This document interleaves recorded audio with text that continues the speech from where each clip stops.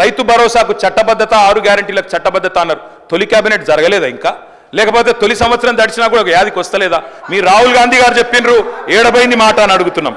అధ్యక్ష, ఇంకొక మాట అధ్యక్ష, ఈ కాంగ్రెస్ పరిపాలనలో గత సంవత్సర కాలంగా రైతు బతుకుకు భరోసా లేదు, రైతు భూమికి భరోసా లేదు, పొలంలో ఉండాల్సిన రైతులు ఇవాళ జైళ్లలో ఉండే పరిస్థితి అధ్యక్ష.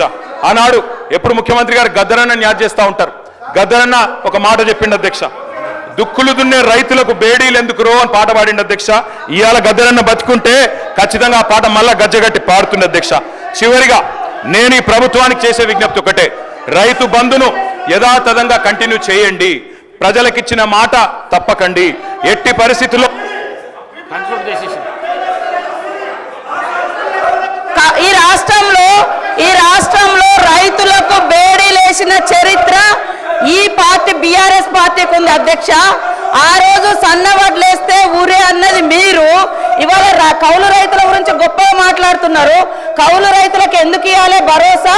వాళ్ళు అద్దె ఇళ్లలో ఉన్న అద్దె ఇళ్లలో ఉన్నోడు ఓనర్ అవుతాడా, కౌలు రైతు ఓనర్ అవుతాడా అని ఆ రోజు మీరు మాట్లాడారు.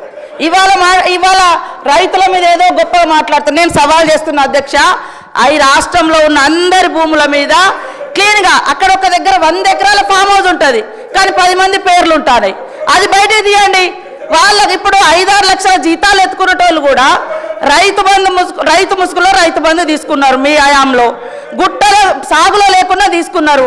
మాలాంటి ఏరియాలలో మోకా మీద ఉండి సాగు చేసినా కూడా పట్టా లేకుంటే వాళ్ళకు మీ హయాంలో ₹1 రాలే, కానీ వాళ్ళు పంట పండించారు. మీరు ఇచ్చింది రైతు బంధు, రైతు పెట్టుబడి కాదు, పట్టా పెట్టుబడి ఇచ్చారు. పట్టా ఉంటేనే ఇచ్చారు ఆ రోజు, కానీ కౌలు రైతులకు ఇయ్యలే, చిన్న సన్నకారు రైతులు పట్టా లేనటువంటి వాళ్ళకి ఇయ్యలే. అదేవిధంగా రైతు రుణమాఫీ గురించి గొప్ప చెప్తున్నారు.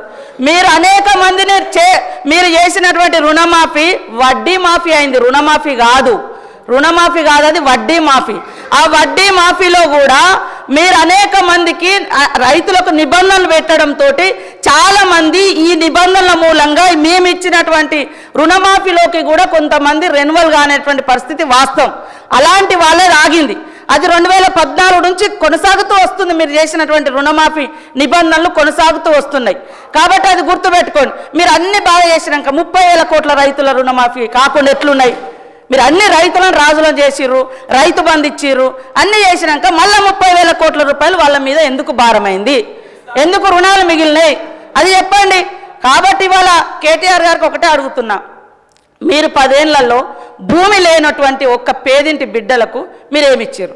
ఓకే, 100 ఎకరాలు ఉన్నోళ్ళ గురించి అన్ని ఇవ్వాలి, లక్షల జీతాలు వచ్చినా అన్ని ఇవ్వాలి అని అంటున్నారు. మరి పేదోడికి మీరు ఈ 10 ఏళ్లలో కనీసం ఉచితంగా కరెంట్ ఇయ్యలే, కనీసం ఇవాళ ఉచితంగా ఎర్ర బస్ ఫ్రీ ఇస్తే కూడా మీరు ఓర్వలేకపోతున్నారు. అదేవిధంగా వాళ్ళకి 10 ఏళ్లలో ఏమిచ్చిర్రు? భూమి లేని వాళ్ళకి ఏమిచ్చారు? మేము ఇప్పుడు భరోసా కింద 12,000 రూపాయలు పెట్టినాం, ఉచితంగా కరెంట్ ఇస్తున్నాం. వాళ్ళ ఆర్థిక భారాన్ని తగ్గించడం కోసం, కుటుంబ భారాన్ని తగ్గించడం కోసం పేదింటి బిడ్డలకు, ఆడబిడ్డలకు 500 గ్యాస్ చేసినాం. మీరు ఎందుకు చేయలేదు? మరి మేము ఉచితంగా బస్సు పెడితే గగ్గోలు పెడుతున్నారు, ఉచితంగా 200 యూనిట్ల కరెంట్ ఇస్తే గగ్గోలు పెడుతున్నారు. కాబట్టి మీ వైఖరి ఏందో స్పష్టం చేయండి. మీ వైఖరి ఏందో అంటే అందరికీ వాళ్ళు 100 ఎకరాల ఫామ్ హౌస్లు ఉన్నా కూడా ఇవ్వండి అని అంటారా? అదే చెప్పండి. నేను ఈ సందర్భంగా కూడా మా వ్యవసాయ శాఖ మంత్రి గారిని కోరుతా ఉన్నా, దయచేసి ఎవరెవరికి ఎంతెంత పోతుందో ఆ వివరాలు మొత్తం గ్రామాలలో పెట్టాలి. ఏ కుటుంబానికి ఎంతెంత రైతు బంధు పోతుంది, ఎవరెవరిది ఎంత అనేది వివరాలు బయట పెట్టాలి. పేదవాళ్ళకి ఆ ఊర్లలో ఏమేమి వచ్చినాయో కూడా బయట పెట్టాలని కోరుతా ఉన్నా. కన్క్లూడ్ చేయండి ప్లీజ్. కంక్లూడ్ చేస్తానంటే కూడా చేయనిస్తలేరు సార్. కన్క్లూడ్ చేయండి అధ్యక్ష. వారు చెప్పిన దానికి మేము చెప్పిన దానికి తేడా ఏముంది సార్? మంత్రి గారు చెప్పారు, మంత్రి గారు అన్నారు మరి 30,000 కోట్ల రుణం ఎందుకు వచ్చింది అన్నారు. ఎందుకు వచ్చిందంటే మీ ముఖ్యమంత్రి గారు చెప్పిండ్రు. ఏం చెప్పిండ్రు? స్పష్టంగా చెప్పారు. కేసీఆర్ గారు ఏమనుకుంటుండంటే ₹1,00,000 రుణమాఫీ చేసిన కదా వాళ్ళంతా నాకే ఇస్తారు అనుకుంటుండు, కానీ ఆ ₹1,00,000 రుణమాఫీ అయిన వాళ్ళు కూడా మీరు అర్జెంటుగా బ్యాంకు కురుకుని 2 లక్షలు తెచ్చుకోండి,